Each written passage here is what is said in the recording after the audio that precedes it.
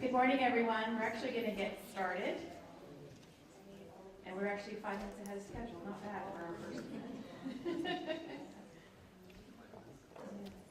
So come on in and please take a seat. We just have a few opening remarks and we're going to kick off with Emily Renn.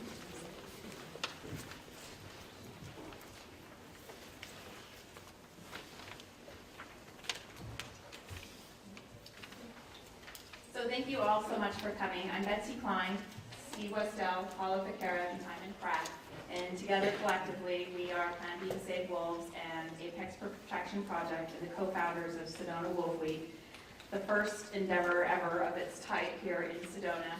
And wow. So we started off really, really wonderfully, and all of us got very teary-eyed because you have to understand months of prep have gone into what has brought us here today. And we have the most amazing people coming here from all over the country. We've tried to put ways out for you to interact with wolves and understand wolves and be educated about wolves in so many different ways because we understand people also learn differently. So we have film, we have music, we have art, we have entertainment, we have speakers, and we even have the opportunity to actually meet the PAT. And I highly recommend if you haven't signed up to do that, I suggest you do because it is life-changing. And that's exactly what happened to me in 2013 when I met these two individuals right here. Sorry.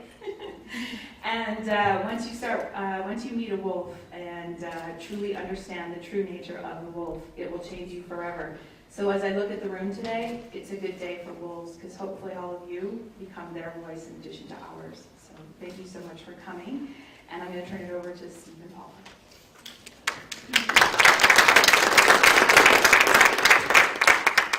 A couple of people like wolves in here. Wolfy room, I love it. I just really want to say thank you to a lot of people who have been helping us with this. A lot of the volunteers here are volunteers. You know, no one's getting paid to do this. Can you speak up? No one. I'll get a little closer to it. How about that? So there's a lot of volunteers that they're giving their time to help, and I just really want to thank all of you for doing that. And the speakers that are coming. That's what I want to address right now. We've got some true warriors for wolves coming up here to speak in the next few days. Emily Renn, Mark Cook, Casey York, Olive Starr, to mention a few. Really, if you get a chance to come see them, come listen to it. They're going to cover aspects of all different parts of the politics, the life of the wolf, and everything in between. And these people are on the front lines every single day. And really, really fighting for these guys. So I recommend that you really come in and see and listen to them because they're amazing people. When I introduce them, I'll speak a little more about them, but I hope you enjoy the week because you got some really good people here.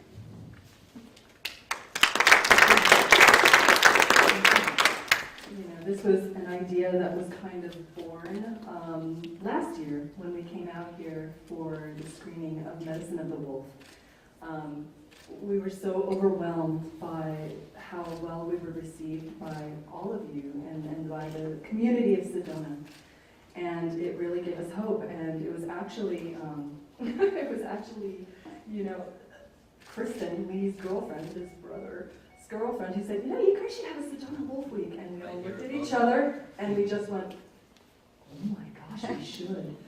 So to go from that moment where we were just sitting around the table having a good time to actually coming to fruition, right at Poco, and then to have the honor of you all being receptive and coming and enjoying this and being open to learn.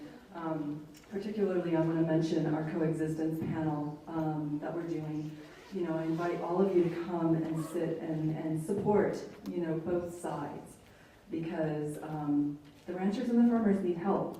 You know, the wolves need help and the ranchers and the farmers need help. And we need to help support them and help them in their transition, perhaps, in how to work with nature in a positive way. So we're really excited to bring that to the table. And then we're really excited, like Steve said and Betsy said, to share our pack with you because it is life-changing. And it'll bring a whole new understanding to the beauty of the predators in this country, especially the wolf and nature in general, and will light, hopefully, a fire inside of you to want to help us in this mission. So thank you so much for coming. I'm very emotional. You guys are awesome. Thank you.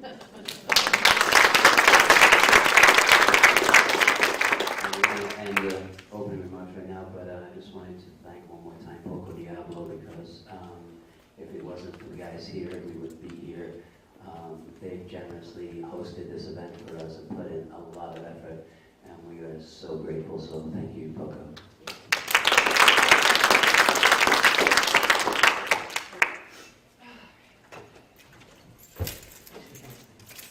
So our first speaker is Emily Renn, and I actually had the pleasure of meeting her at her big fundraiser a couple weeks ago in the film festival up in Flagstaff. And if you didn't go this year, please go next year and support.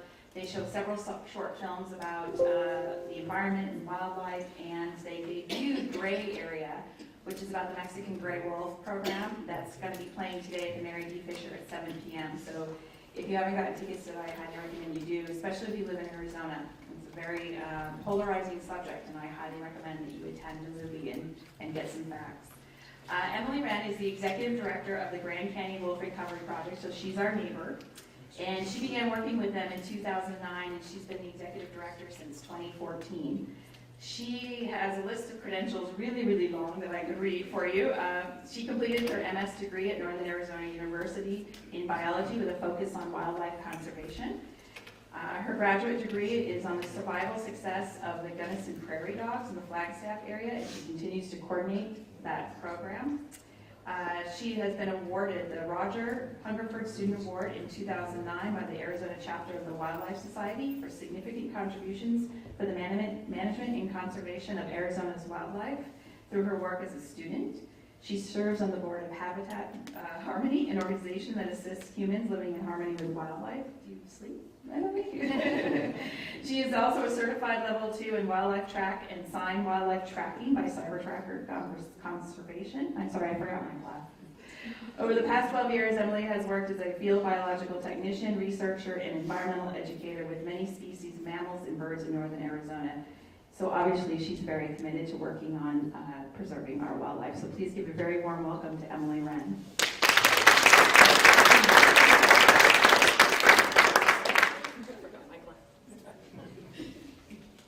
Okay, can you hear me? Okay, thank you. I don't need to add any more introduction. But I'll be talking about the Mexican gray wolf here in the Southwest. So the Grand Canyon Wolf Recovery Project is a nonprofit organization. We're based in Flagstaff. And we were actually founded in 2004 by a group of conservation organizations and citizens who realized that the Grand Canyon region provided some really excellent habitat for wolves. And wolves were there historically. So based on that knowledge of the scientific basis for wolves in the Grand Canyon region, I thought it was really important to get an organization started to help raise public awareness for wolves. So we're one of the few small nonprofit organizations kind of on the ground doing grassroots work to build respect for wolves back in their natural habitat before they're reintroduced to an area. So I'll talk a little bit about the natural history of Mexican wolves, where they're currently reintroduced into the wild, and then I'll wrap up with some information about the Grand Canyon region, which is our focus as a nonprofit. So the Mexican gray wolf is actually a smaller subspecies of the gray wolf. It's Canis bailey. It's considered one of the most ancient lineages of wolves in North America, and it's a distinct genetic subspecies of the gray wolf. It tends to be about 50 to 80 pounds in size, the smaller wolf.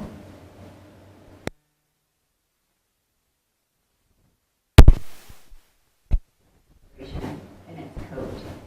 So you never see an all-black wolf like some of the wolves in the pack here today, or some of the photographs that you see in Montana, where you see black wolves or white wolves, such as the Arctic wolf. So they have this beautiful coat that really helps them blend in to the Southwest environment. Their historic range was thought to be throughout animals, which I'm sure you all know very well. So The pack is very important to the wolf livelihood. There's typically a breeding pair in a pack that's sometimes referred to as the alpha male and the alpha female. That terminology is kind of falling out of favor a little bit in the scientific community because it's thought of as a human hierarchy that's been placed on wolves in their family life, and they don't always have this dominant pair that's the breeding pair. So they have a complex social life within their packs. But we do know that education is very important. So through their families, they pass on information about hunting, their territories, the landscape, onto future generations within the pack. So that's very important to them. They typically give birth in the spring. So the females will choose the den site for the pack before she gives birth. And one of my favorite facts about Mexican wolves is that their most common breeding day is February 14th. So I love that information about Valentine's Day. And then they'll give birth in the spring. Typically Mexican wolves have about 4 to 6 pups. So they have slightly smaller litter sizes here in the Southwest compared to northern gray wolves. We're not sure if that's potentially due to genetic inbreeding or what other factors might be causing them to have smaller litter sizes. Typically, only half of those pups might survive their first year of life. Juvenile pups will stay with the pack for a few years, and then they'll strike out on their own and try and find their own territory and look for their own mate to start their own pack. Usually about 2 years of age or so. So that's what we often hear in the news if you hear about dispersing wolves, are often younger wolves that are looking for their own territory. The typical home range size of Mexican wolf is about 376 square miles here in the Southwest. So they do have big home ranges, and those territories will fluctuate with the season. So they might, change depending on their prey base. And of course, we all know how wolves communicate, and that's really important to their social structure as well. We know that wolves are very important to the ecosystem, so they're often referred to as a keystone species in the ecosystem.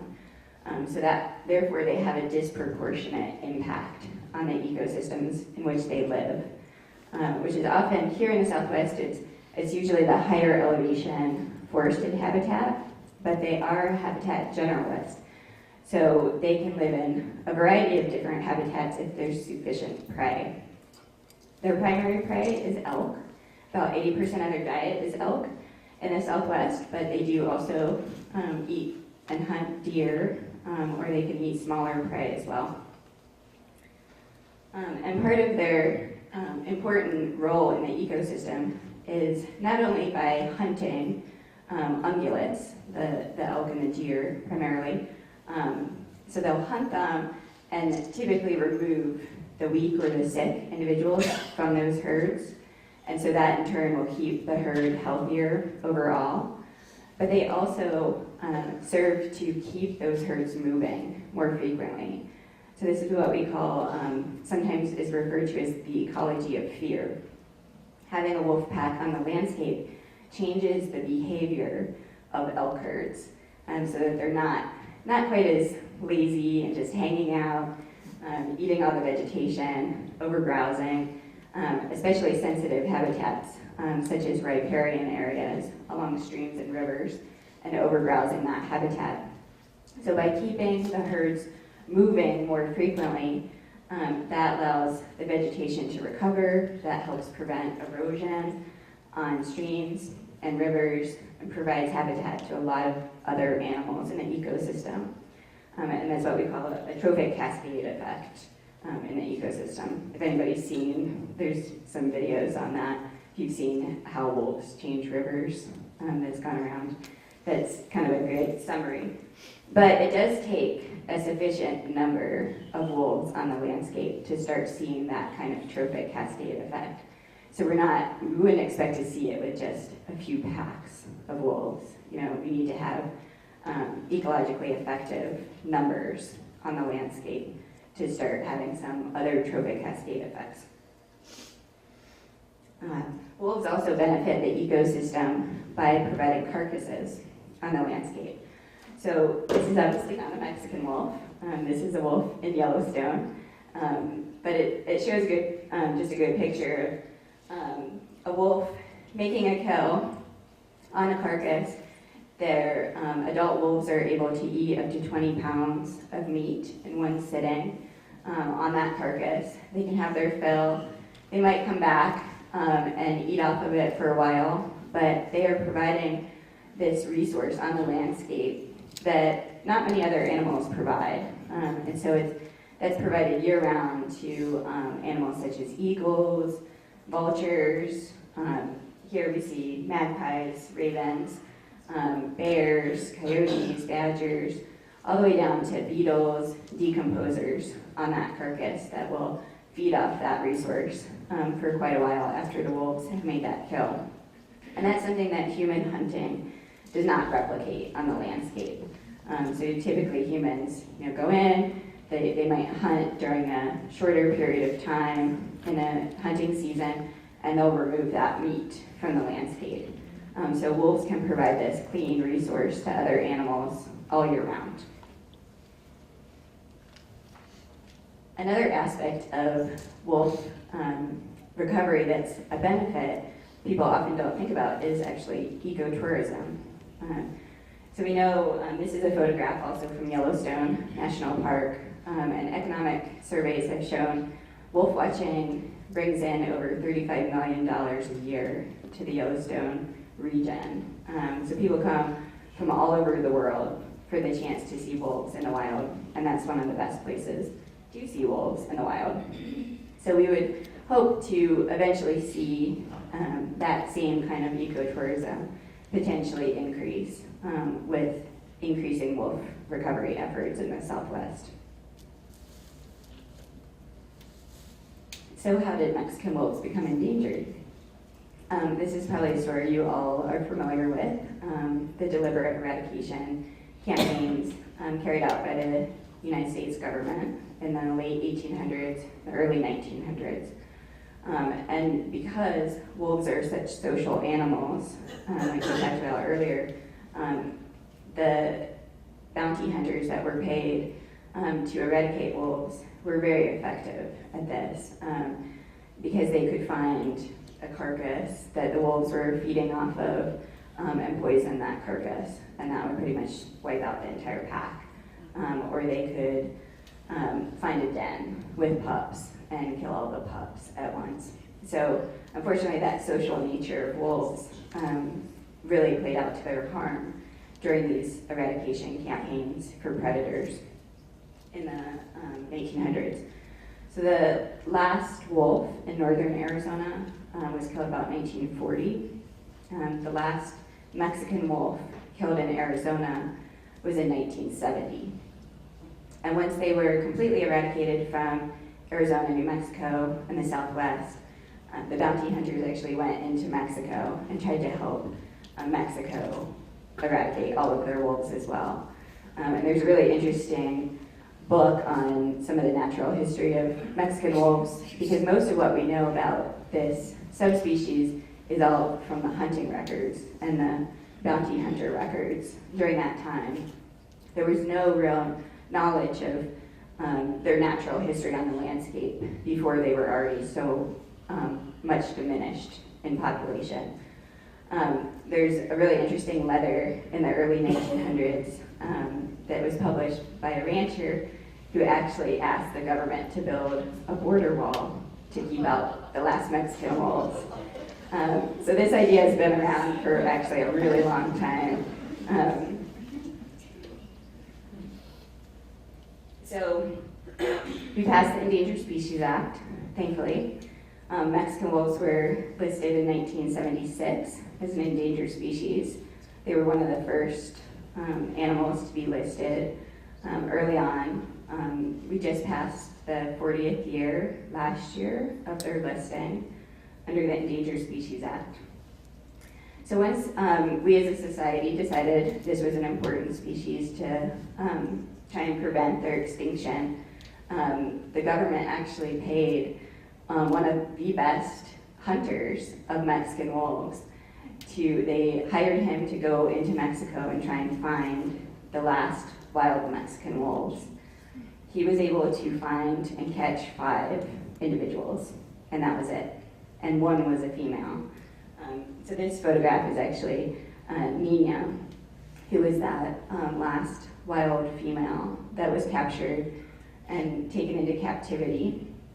And she was at the Endangered Wolf Center. There's some people here that volunteer there, so they know this story. And 2 other of the 5 individuals were actually her children. So 3 of those 5 were already related to each other at that time. But they did bring her into captivity. They were able to find a few other Mexican wolves in captive collections in the late 1970s and early 80s.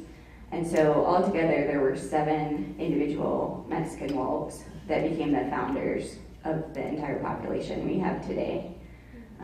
So when we talk about Mexican wolves as being one of the most endangered mammals in North America, it really comes down to how genetically inbred and how small a population they came from today. So they eventually were able to breed Nina. She successfully had litters of pups in captivity. Eventually had some female pups that survived. And from there, they started a captive breeding program for Mexican wolves. And today, there's probably around 40 to 50 captive breeding facilities in the United States and Mexico. And there's typically about 300 Mexican wolves in the captive program. So all of the wolves that you might see that are Mexican wolves in captivity they're all part of what's called the Species Survival Program, the SSP. So they're all part of that breeding program. If you see Mexican wolves at places like the Phoenix Zoo on display, they have some wolves there. There's some in Prescott at the Heritage Park Zoo. Once those wolves are on display to the public, they'll probably never be released into the wild. So they're not eligible candidates once they've become too used to seeing people on display. The Mexican wolves that are kept off display are potential candidates for release. So once there were enough wolves in the captive breeding program, the U.S. Fish and Wildlife Service decided it was time to try and reintroduce Mexican wolves back into the wild. So this is from the very first release of Mexican wolves in 1998. They were initially released into the Apache National Forest in Arizona that year, so it's been 19 years since the first releases of Mexican wolves back into the wild. The current Mexican wolf population is 113 wolves right now between Arizona and New Mexico. That's actually the highest it's ever been since their first releases into the wild. So for a long time it was hovering right around 50, and just in the last few years we've started to go up to about 100, or a little over 100.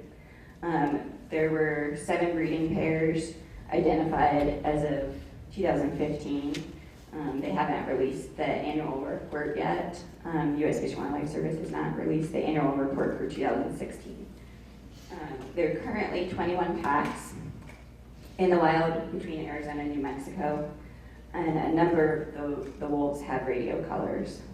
So they typically do the annual count at the end of the year in the winter, and they'll do that because they fly with a helicopter to look for the wolf packs, and in the winter it's a little bit easier to see them if there's snow on the ground. They can see the wolves from the air, It's also a cooler time of year to try and chase them from a helicopter because they could overheat and the wolves could get stressed at other times of the year.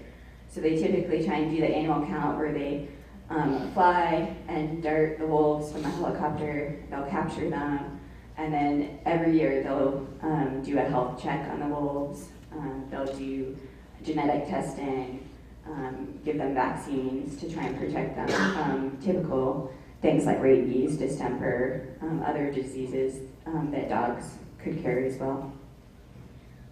And then they typically try and put at least 2 radio collars in every pack. And now they're starting to switch over to GPS collars. So those are the kind of collars that would instantly convey their location information to a computer. There have not been initial releases of Mexican wolves from captivity to the wild as adult wolves or as packs of wolves for many years. So both Arizona Game and Fish Department and New Mexico Game and Fish have opposed the releases of wolves from captivity to the wild. Other than Arizona Game and Fish has permitted cross-fostering. So this is a new technique for the Mexican wolf where they're taking pups born in captivity and trying to place them into a wild-born pack into that den. And so it's a tricky technique because the timing has to be just right.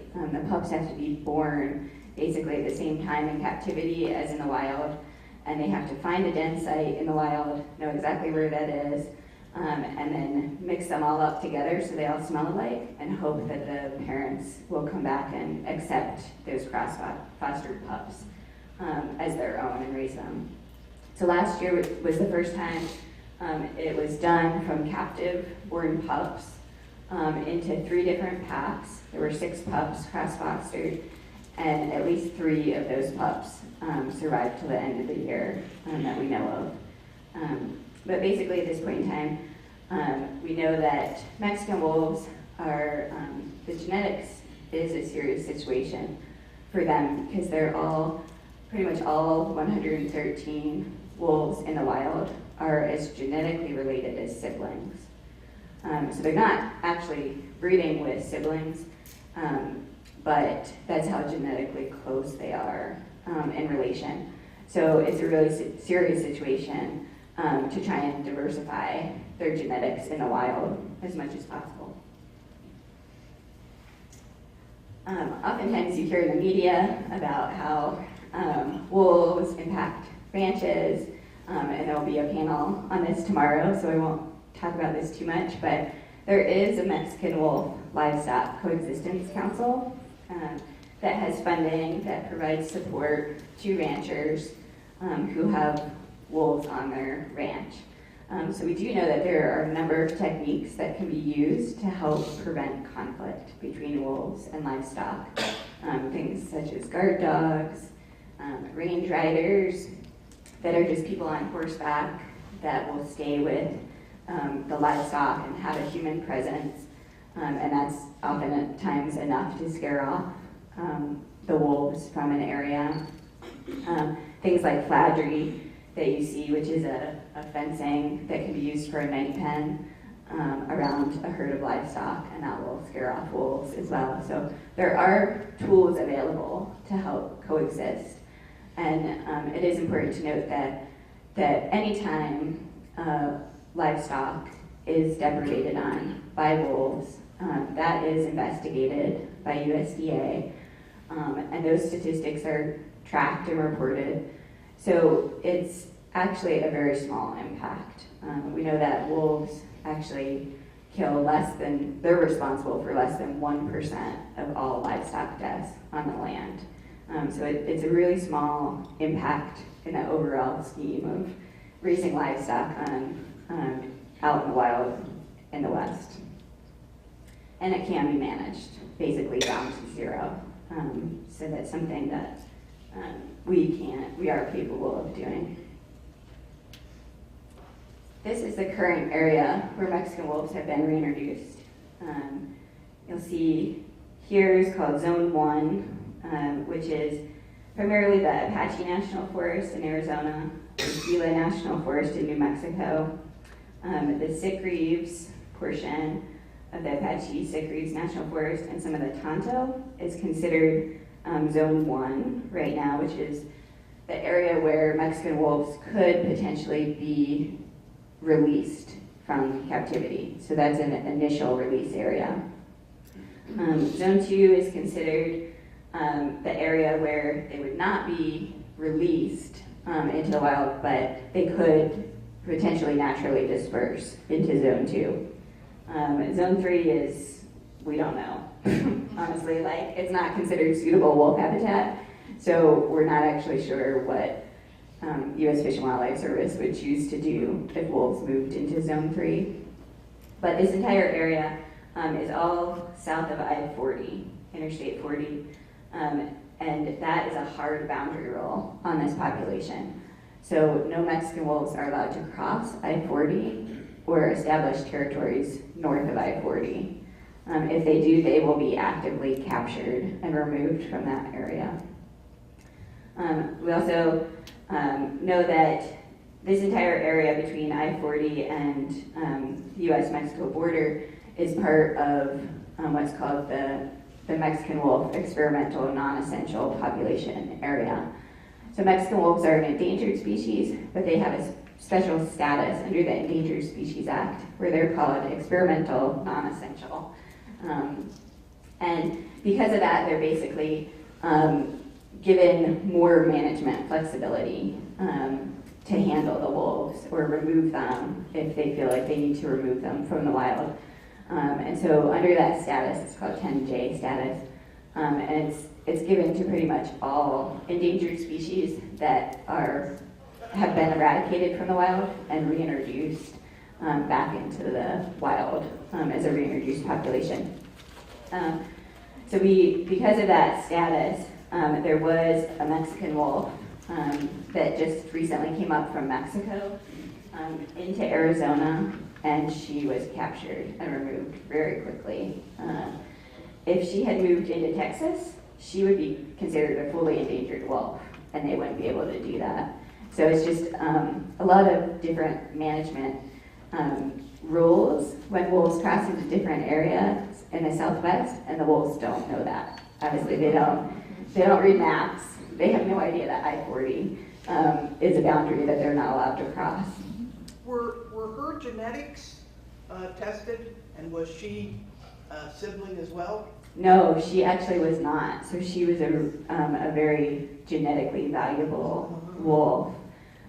She was not related to the current Arizona, New Mexico population.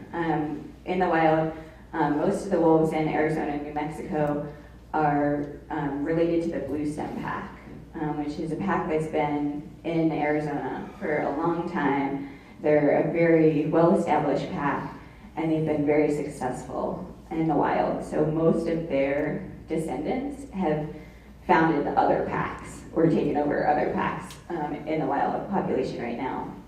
But Mexico has started their own reintroduction program in Mexico just in the last few years, and there's about 20 Mexican wolves or so in Mexico.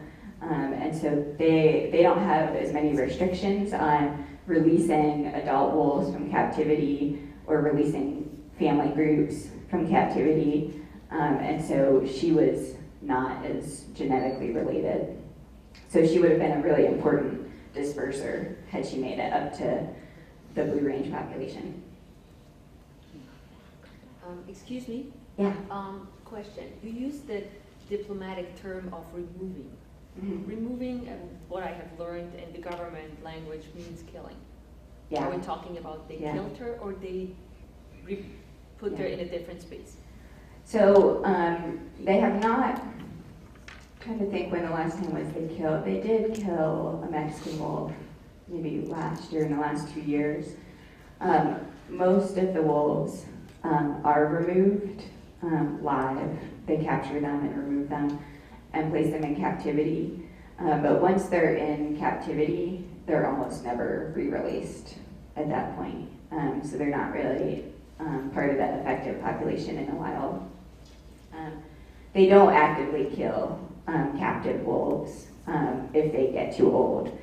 So that's a whole other issue of how all these captive facilities around the U.S. Have to, provide space for wolves as they get older and provide food and care for them their entire lives.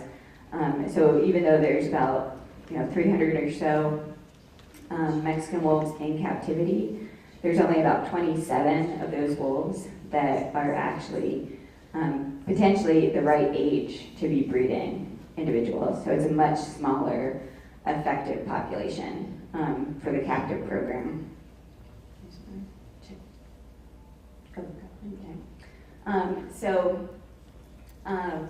The map I showed you, it just showed you with zones 1, 2, and 3 is actually a lot more complicated than just that, of course, because it always is.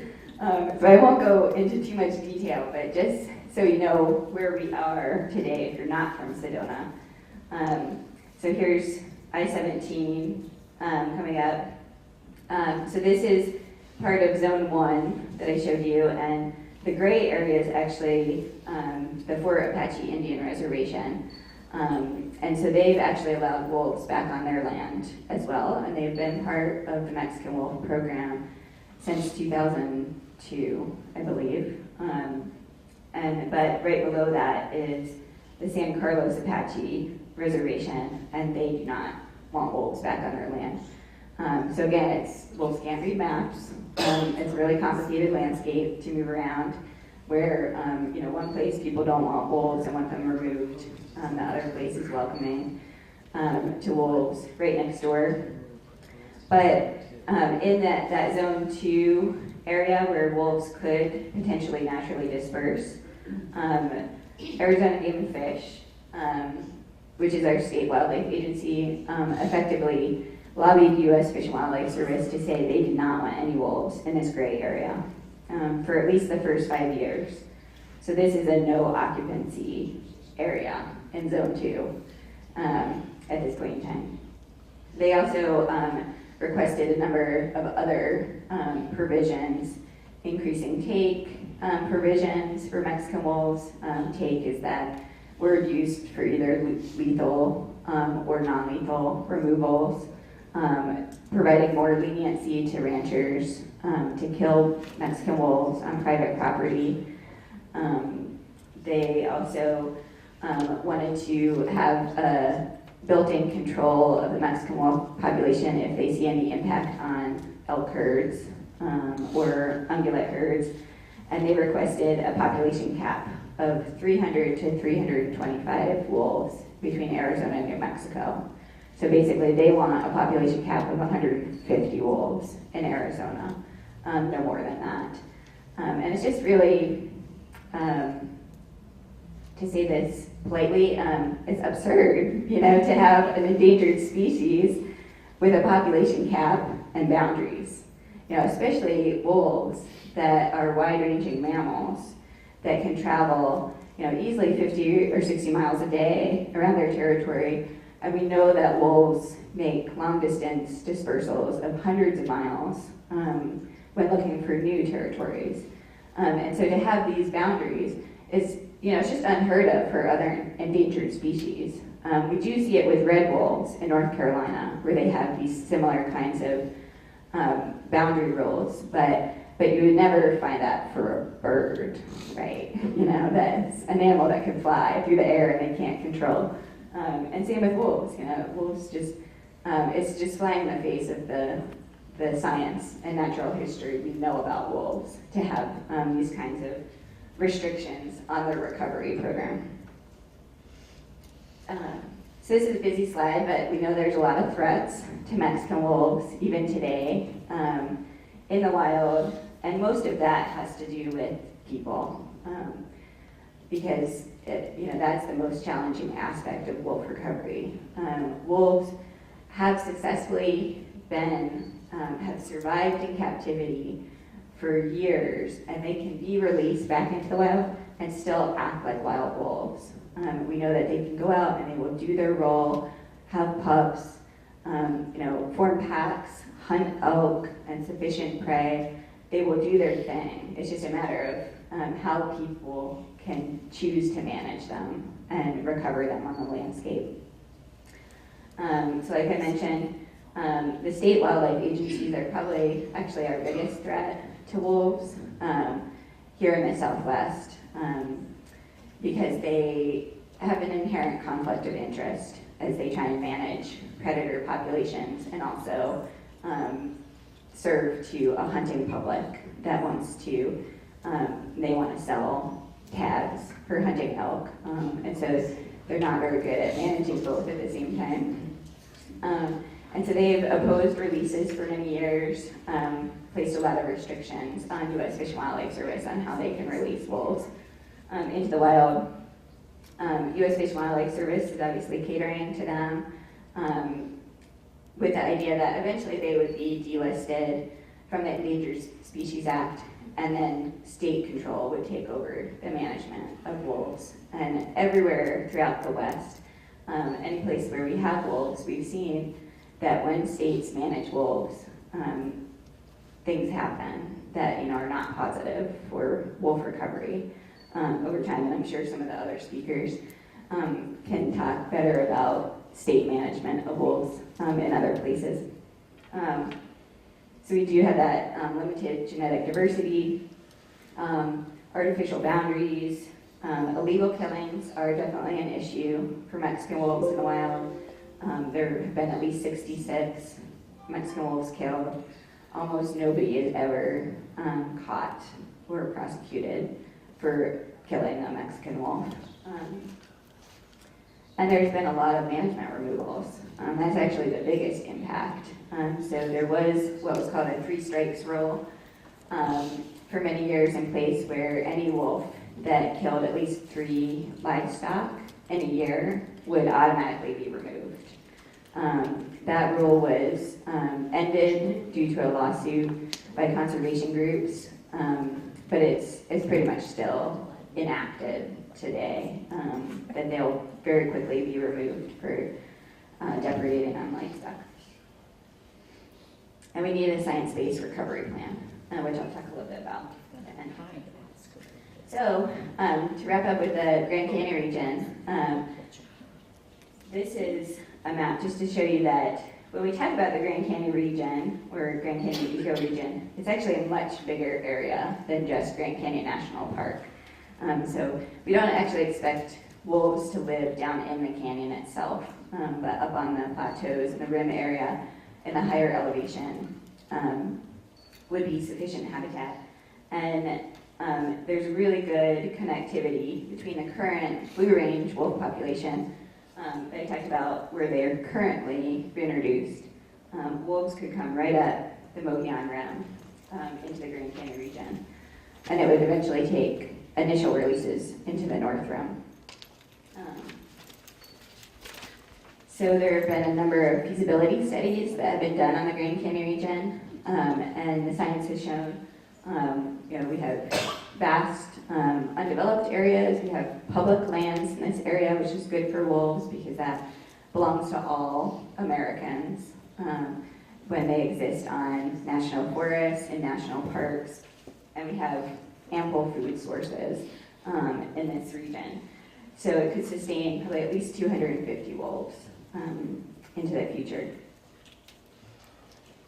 There's also really good connectivity between wolf populations. So that's another important aspect of their long-term viability and recovery into the future, is making sure that we have wolves in different places where they could eventually interconnect and intermeet and have that genetic diversity across the landscape. So this map, I don't know if you can see it, here's Arizona down here, here's New Mexico, up here's Yellowstone, in this area, Wyoming, Idaho, Montana. So there's wolves up here that obviously have really good corridors between different populations. And eventually they could actually interconnect again through Utah and Colorado, could potentially provide that natural mixing ground that we had historically that was wiped out. but there is this really strong corridor between the Blue Range population and the Grand Canyon region here in the Southwest. And the U.S. Fish and Wildlife Service, actually, their own models show that this is all this green area is really good wolf habitat in the Southwest.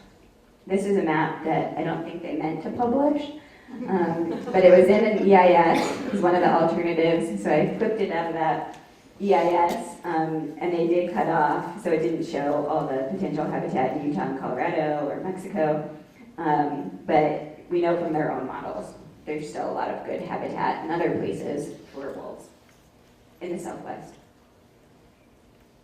And the public supports wolves as well.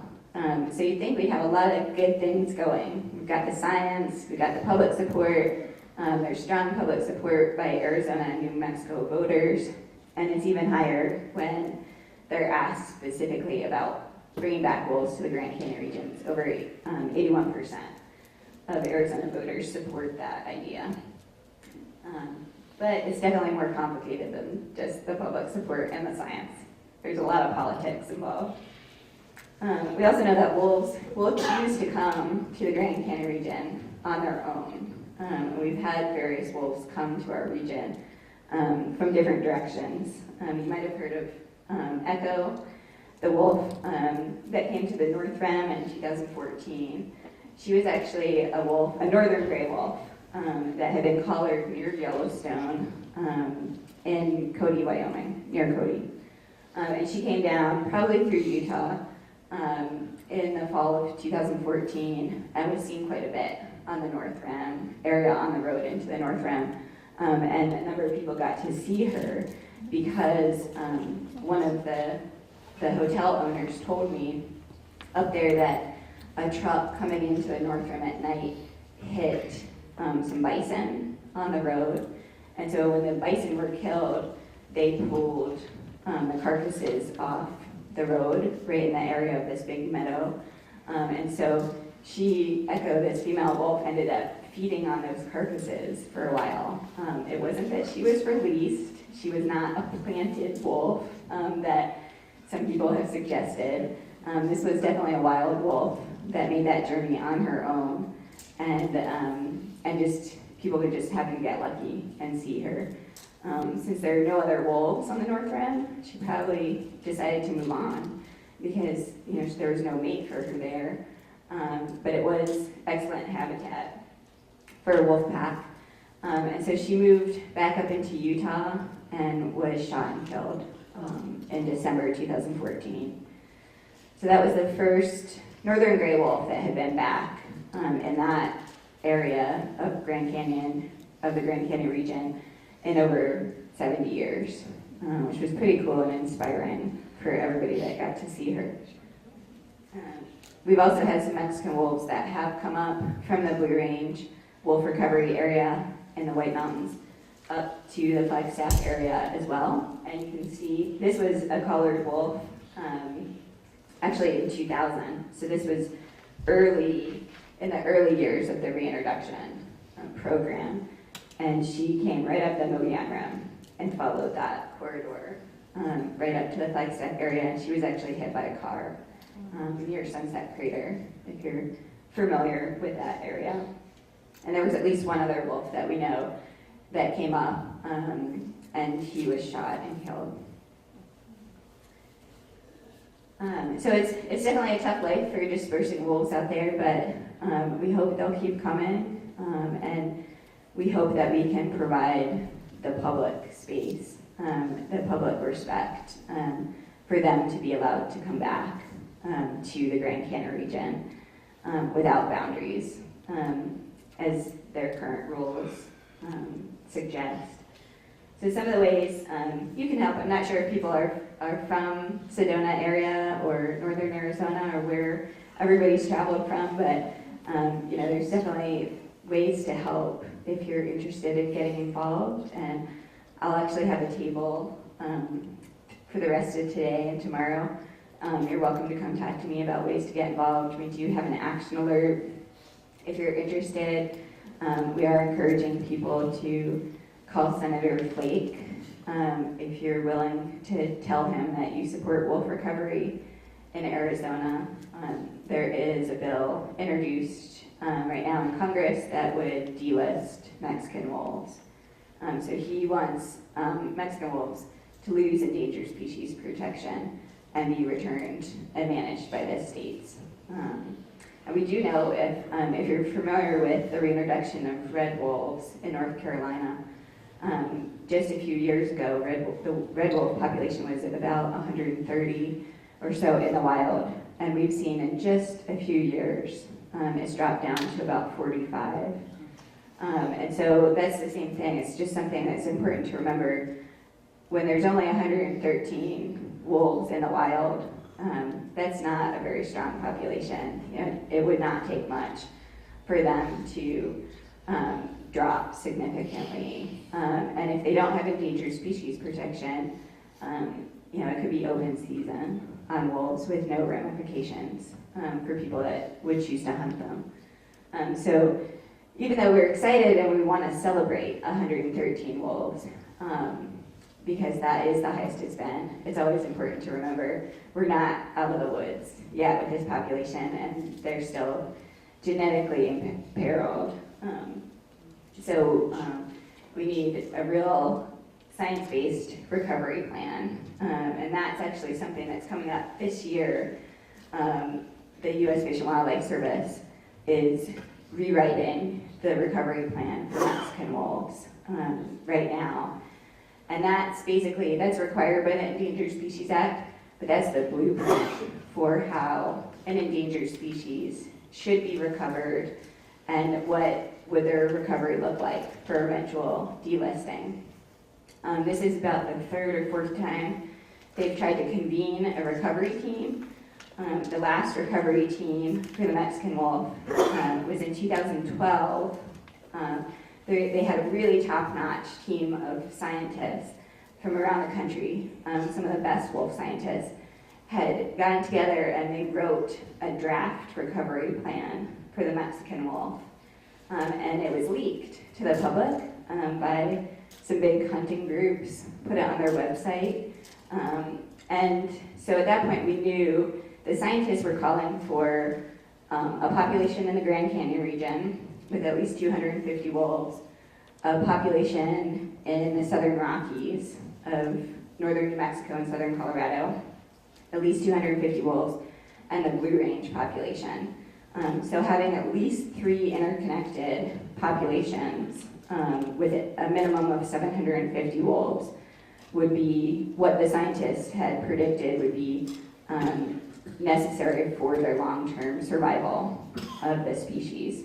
And Mexico could certainly contribute to the recovery of the species, but the scientists did not believe there was enough habitat available to really bolster the recovery of the species. And there's a lot of other issues, social and economic issues, that make Mexico a difficult place to recover the Mexican wolf on its own. So that was in 2012. That draft was leaked. And then after that happened, there was intense political pressure from the states of Utah, Colorado, Arizona, and New Mexico. All 4 state governors wrote letters to the U.S. Fish and Wildlife Service requesting no wolves ever be allowed north of I-40. And so that recovery plan was shelved at that point, just put on the back burner. It was never released for public review. And then last year, there was a court settlement agreement with conservation groups. And so they decided that they had to finish a new recovery plan this year by November 30th, 2017. So that is court ordered, and now they're finally on track to do it, but the entire recovery team has been hijacked, basically by state interests, and it's all closed-door meetings.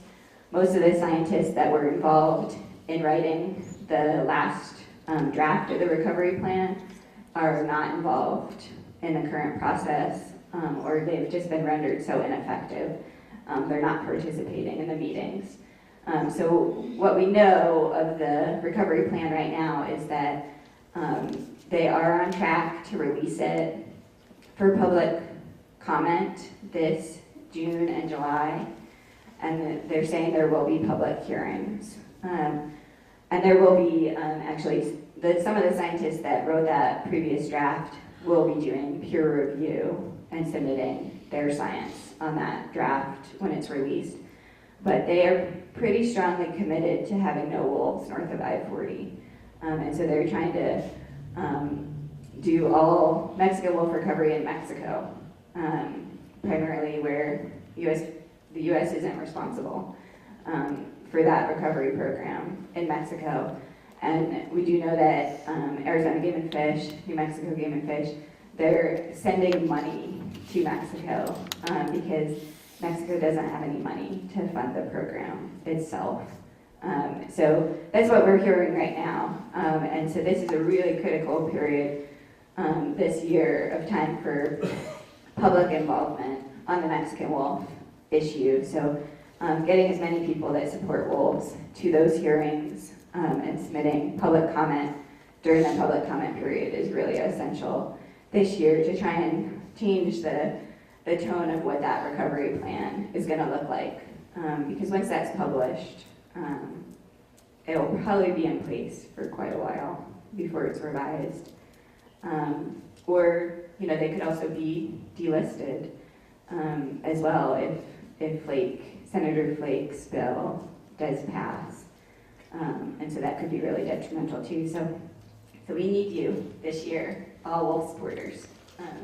Oops. Oops, sorry. I don't know if I did that. I did the wrong thing, but there's only one slide up, so I'm happy to answer questions at this point. Thank you. Is there any viable reason for making 40 a hard boundary? No, there's really no biological justification for I-40. Arizona Game and Fish would like people to think that that is the extent of the historic range, that they never really were that far north. We do know that some geneticists, they've looked at Mexican wolves in collections from specimens that were collected in the early 1900s. They have found Mexican wolves that were collected in Utah, Colorado, as far as Nebraska and Southern California. There was a recent specimen. They went back and looked at the genetics of that specimen, and it was found to be a Mexican wolf. So they did range much further than just I-40. But the other excuse they will give is that they need this clearly identifiable boundary for people to know that there should be wolves north of that, and they need a buffer zone because they don't want gray wolves coming down from the north and swamping out Mexican wolf genetics.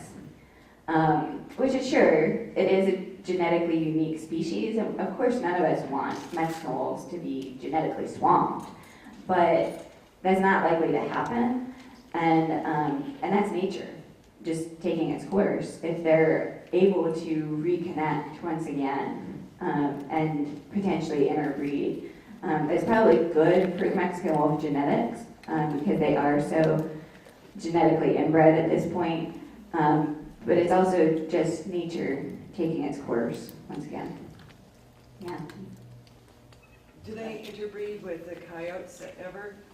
No, they have not found that to be a problem with Mexican wolves. I know that has been an issue occasionally with red wolves, but it has not been with Mexican wolves.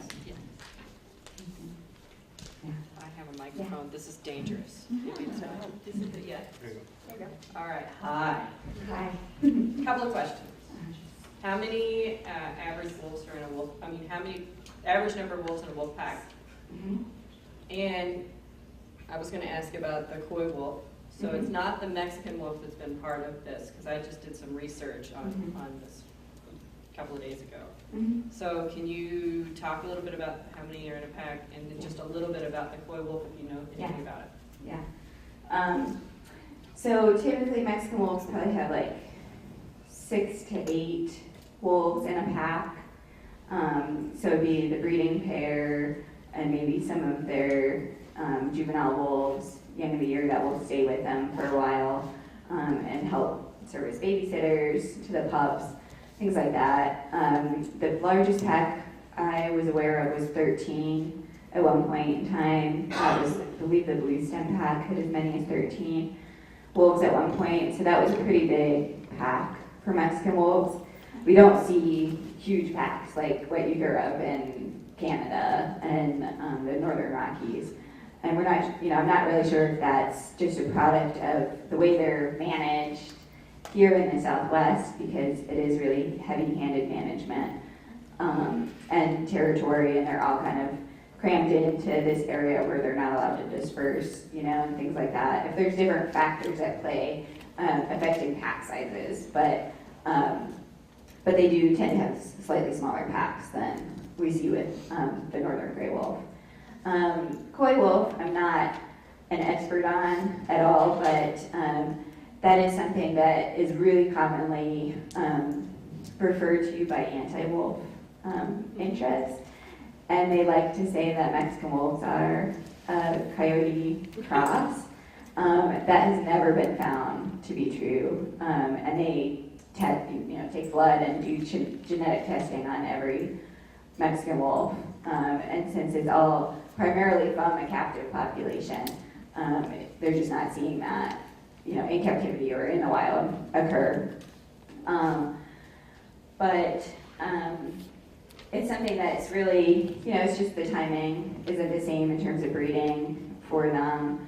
And if they can find members of their own species, that's definitely what they would prefer. I do believe there have been 1 or 2 instances where Mexican wolves were hanging out too much with domestic dogs. And if that happens, those wolves are removed really quickly.